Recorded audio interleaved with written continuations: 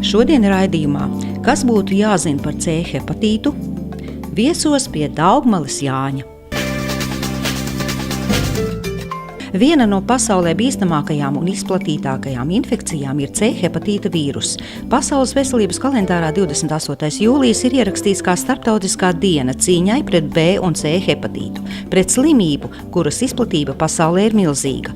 Katrs 12. zemeslodes iedzīvotājs inficēts ar vienu no šiem vīrusiem, taču vairumā gadījumā ar C hepatītu inficētie cilvēki to nezina, ka ir vīrusa nēsātāji, jo šis vīrus lēnām ilgstošā laika periodā grauj cilvēka aknas, neizrādot specifiskas pazīmes vai simptomus. Rezultātā aknu ciroze vai vēzis. Taču laikus atklāts C hepatīts ir apturams. Lielākā daļa pacientu ar C hepatītu ārstējas Latvijas infektoloģijas centrā, pārsvarā ambulatori, bet, ja nepieciešams, tiek stacionēti slimnīcā. C hepatītu izraisa vīrus, kurš nonāk organismā ar asinīm, un tā ir lēni progresējoša slimība. Šis vīrus pats par sevi, kamēr viņš ir sākuma stadijās, viņš nedod nekādas klīniskās pazīmes. Cilvēks jūtās labi, viņa akna strādā pilnīgi ideāli labi, viņam nav dzeltes, kas parasti ir aknu slimības pazīme. Viņš var iet uz darbu, strādāt, fiziski nodarboties ar sportu, viņam nav nekādu pazīmju. Problēmas visvairāk sākās tad, kad šis vīrus ilgstoši atrodoties organismā, lēni rada tur iekaisumu un vēlāk aknās saugas aiztaudi un izveidojās aknu ciroze. Un aknu ciroze ir slimība, no kuras mēs visvairāk baidamies, jo tas ir neatgriezenisks process un tas dod ļoti nopietnas dzīvībai bīstamas komplikācijas vai sarežģījumus. Un tie ir, piemēram, milzīga šķidruma krāšanās vēderā, asiņošana no kuņģu zarnu trakta, neskaidra galva, koncentrēšanās grūtības pat līdz aknu komai, un tie arī ir iemesli, no kā šie cilvēki mirst. Un aknu cirozes vienīgā ārstēšanas metode efektīvā ir aknu transplantācija, kur diemžēl mums Latvijā netiek veikta, lai gan visā pasaulē to veic jau gandrīz 50 gadus. Mums Latvijā ir diezgan augsta C hepatīta izplatība. Mums Latvijā ir tuvu pie 40,000 C hepatīta pacientu. Un, lai mēs saprastu, vai mums ir vai nav, tad vienīgā iespēja ir aiziet pie ģimenes ārsta un nodot aknu analīzes. Un, ja aknu analīzes ir izmainītas, tad ir jāmeklē iemesls, kāpēc viņas ir izmainītas. Un viens no iemesliem var būt C hepatīts. Un, ja šis C hepatīts tiek atklāts, tad nākamais solis ir doties uz infektoloģijas centru pie hepatologa. Un hepatologs jau tālāk nozīmēs papildus izmeklējumus, kas ir nepieciešami, lai saprastu, vai tas tiešām ir C hepatīts, cik tālu process ir aizgājis un ko mēs varam darīt tajā brīdī. Un, protams, ka tā pirmā lieta ir ārstēt pašu C vīrusu. Šobrīd Latvijā mums ir pieejami 2 medikamenti, ar kuriem mēs ārstējam C hepatītu. Bet atkal ir problēma tā, ka cilvēkam ir līdzmaksājums jāveic ap 200 eiro mēnesī, ko daudz cilvēku nevar atļauties. Un tad mēs tā arī ambulatorijā kartiņā ierakstam, ka, diemžēl, pacientu finansiālo apstākļu dēļ ārstēšana nav iespējama. Un tad šis pacients vienkārši dzīvo ar C hepatītu. Ir daži, kas atnāk pēc 3 gadiem un saka, tagad man ir nauda, tagad es varu ārstēties. Ja? Bet ir tādi, kas pasaka, man vispār par to domas nav. Ja? Un mēs esam vienīgā valsts Eiropā, kur C hepatīts nav apmaksāts pilnībā. Ja? 11 лет назад у меня должна была быть операция на глаза. Pirms 11 gadiem man tika nozīmēta acu operācija. Pirms tās nodevu visas analīzes, bet to rādītāji bija paaugstināti. Ārsti izteica versiju, ka man ir C hepatīts un atveda uz infektoloģijas slimnīcu. Veica aknu punkciju un šī diagnoze apstiprinājās. Man piedāvāja ārstēšanās kursu, kas tolaik maksāja ļoti dārgi, bet pacientu procents, kuri izveseļojās, bija ļoti mazs un es atteicos no ārstēšanas. Pirms 2 gadiem man sākās aknu ciroze. Kopš tā laika es atrodos šādā stāvoklī, kā jūs mani redzat. Diemžēl man ir nepieciešama aknu pārstādīšana, bet Latvijā šādas operācijas neveic. Eiropā aknu pārstādīšana maksā 200,000 eiro. Tas arī viss. Ja neviens nevēlas ciest tādas sāpes, kādas izjūtu es, vajag mēģināt rast jebkuru risinājumu. Citādi tā ir bojā eja. Kopumā, lai aknas mēs uzturētu maksimāli veselas, pats svarīgākais ir viņām nekaitēt. Tātad ēst veselīgu uzturu, nelietot nekādus apšaubāmus brīnumu līdzekļus mūžīgai jaunībai un mūžīgai veselībai. Jo tas viss ir aknām jāpārstrādā. Nodarboties ar sportu, jo, ja ir liekais svars, tas arī aknām ir kaitējoši. Domāt pozitīvas domas, jo jebkāda pozitīva mūsu emocionālā noskaņa ir arī pozitīva uz mūsu fizisko ķermeni. Bite nesa medutiņu ar ozola kanniņām, nes bitīte nodzerties zeltītā krūziņā. Jau izsenis tiek daudzināts bitīšu čaklums, un mēs varam justies pat tiešām bagāti, ka mums ir iespēja izzināt šo mazo kukainīšu dzīvi un no viņām pamācīties. Devāmies uz Daugmali. Brauciet pie mums ciemos uz Daugmali, iesim bitēs, skatīsim, kā bites iegūst šos derīgos produktus, kā medu, kā vasku, kā bišu maizi. Mēģināsim pietuvoties ļoti, ļoti dziļi šai saimes dzīvei, izzināt šos likumsakarības, ar ko saime dzīvo jau gadsimtiem ilgi. Tālāk dosimies, liesim vaska sveces pēc senā paņēmiena, izgaršosim dažādus našķus, mazāki ļaudis varbūt tādus maigākus dzērienus arī, lielāki ļaudis arī tādus stiprākus dzērienus, ko var no bites iegūt. Tālāk dosimies pie keramiķas darbnīcā, izbaudīsim māla burvību, uzzināsim par pašu materiālu, uzzināsim, kā top māla izstrādājumi šie dažādie. Kopā ar mākslinieci varam radīt gan kādu podu vai kādu laimes pogu vai kādu svilpaunieku, katram no tās dienas gara stāvokļa.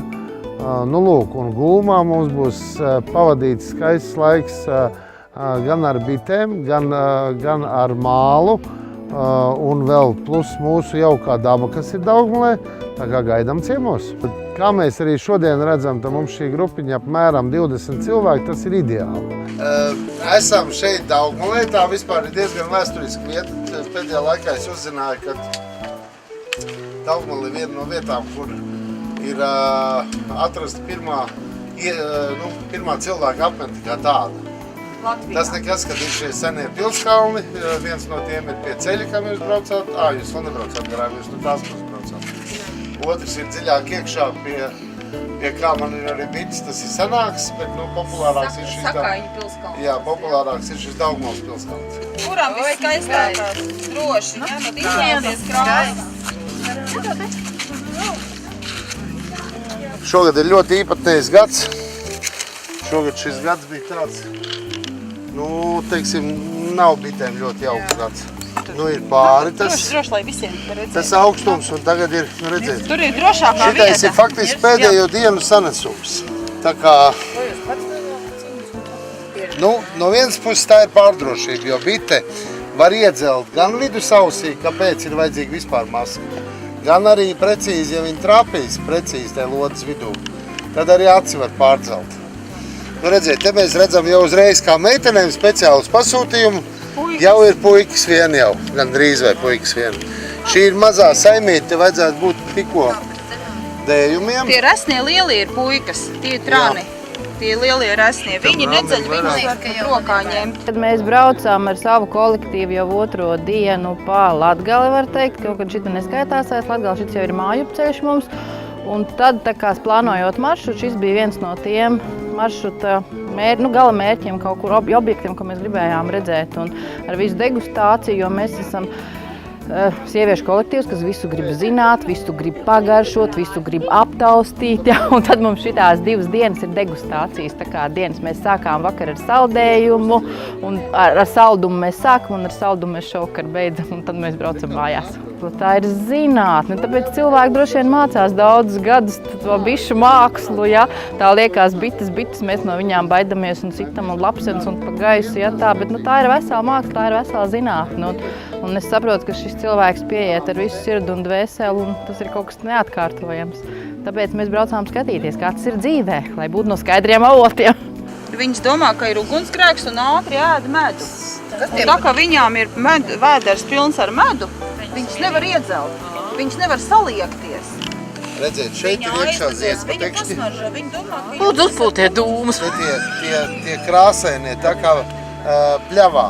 dažādas krāsas, tāpat tās arī šie putekšņi no dažādiem ziediem. Dažādas krāsas, tie zaļganie, tie jau ir liepu. Ir patreiz sākus liepa ziedēt, tie dzeltenie un tie oranžē, tur es pat nepateikšu, katrs no kura, bet te ir tādi zaļgani, tādi, uz salātu vēl. Tā ir liepa. Tas ir šīs dienas nesums. Šis ir pērupiens, ko var ēst, ja kāds grib nogaršot īstu pērupienu, kā garšo no stropa. Negribat? Nu jā. Pirksti tīpuši tur iepast. Bet mums visiem ir karotes līdzi.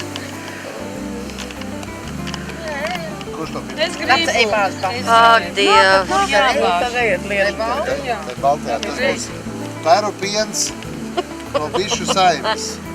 Es arī gribu. Nevis tādu, kā var nopirkt veikalā. Es arī eju lēnām un uzmanīgi. Jo šī gadījumā šeit šī saime ir Koši kaklā.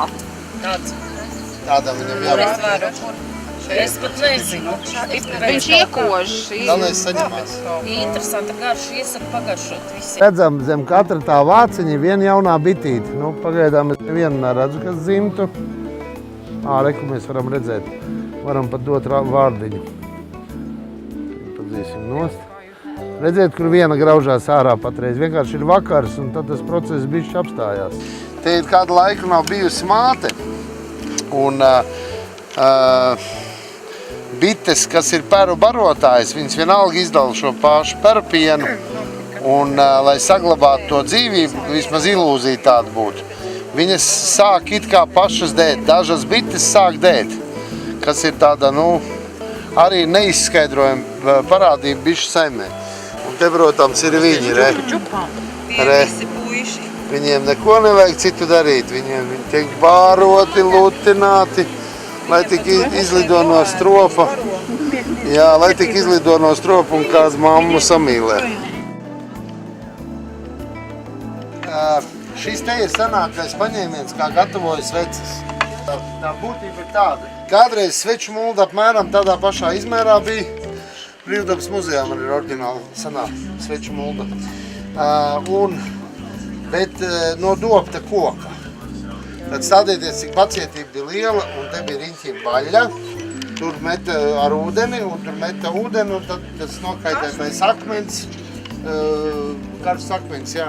Tas nokaitētais akmens, kamēr izsilp caur tam kokam. Tie ir dažādas krāsas gabaliņi. Ja mēs pasmažojam arī dažādas smaržu. Atkarībā no medus, kāds ir šūnās. Būs arī šī vaska aromāts un krāsa. Tātad vasks ir organisks produkts tāpat kā piens krējums. Teiksim, piens, lai vieglāk saprast. Bitē vasks rodās ne no kaut kurienes, piemēram, kā propolis no pumpuriem un tā tālāk, bet vasks rodās uz viņas ķermeņa. Varētu salīdzināt ar jau sākot no 3. posmiņa, ir tādi vaska spogulīši. Un viņi tādā kā izsvīdumā rodās, tā kā mums sviedriņa asariņas apmēram. Tā ir dabīga lieta. Arī bojājās, maitājās. Te jau mums ir viens malacis jau pastrādājis. Domājis, labi domas. Negriež neko nost. Griezīs gan? Man teica labas domas, jā. Jā. Lielā meitenēm es stāstu, ka var arī pa kaimiņu domāt. Ja viņš ir tā vērts. Ja viņš ir tā vērts, ja nav vērts, pat tālāk esam kaimiņu. Man es tā padomāju, pēc tam aizbraucu ciemos ar svecēm un šampani, kā labi sanāca. Protams, visus labumus, ko radījusi bite, kuras višķas palīdzējis drusku, drusciņu, kur mīļā keramiķi ir sataisījusi podus, praktisks podus, jo viņa ir praktiska saimniece un viņa netaisa vienkārši kaut kādas lietas, kas nav praktiski pielietojams. Tātad ir gan lielās zupas terīnas, gan mazas biķerītes, ko varbūt pa kluso kaut kur aiz stūri var ieraut. Tā kā ir dažādi gan karotes, gan sveču dzēšamie. Šo visu var arī uz vietas iegādāt. Diezgan populāri arī ir šiem ļaužiem, kur iesāk savu dzīvi, kopdzīvi, kāzās. Tad viņi gatavo kādu lielāku trauku vai kādu augļu trauku vai kādu bļodu vai kādu no citiem šiem traukiem. Paši izgatavo, tad vēlāk mākslinieci apdedzina un viņiem tiek šī lielā piemiņa no savas svētku dienas.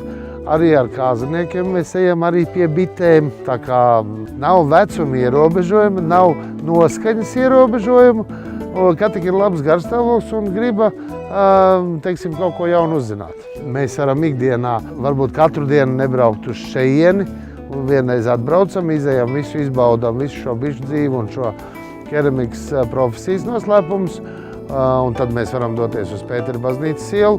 Tur mēs atkal varam gūt šos produktus, bet mēs varam bieži braukt arī šeit ciemos. Salasam foršu bariņu draugu kompāniju un braucam. Cēsu sanatorijas internāta pamatskola rehabilitācijas centrs ir otrās mājas Latvijas bērniem, kuri slimo ar astmu un citām hroniskām plaušu slimībām. Tādēļ liela uzmanība paralēli kvalitatīvam mācību procesam tiek veltīta darba audzināšanai.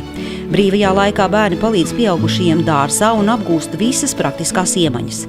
Un cik garšīgas ir pusdienas, ja uz galda pašu izaudzētais. Skolā daudz uzmanības tiek pievērsts bērnu norūdīšanai un visa veida fiziskajām aktivitātēm. Skola piedāvā mācības pēc vispār izglītojošo skolu programmas no 1. līdz 9. klasei, bezmaksas medicīnas pakalpojumus, rehabilitāciju un ēdināšanu. Skola atrodas Cēsīs, ārpus pilsētas centra, Gleznaina parka vidū.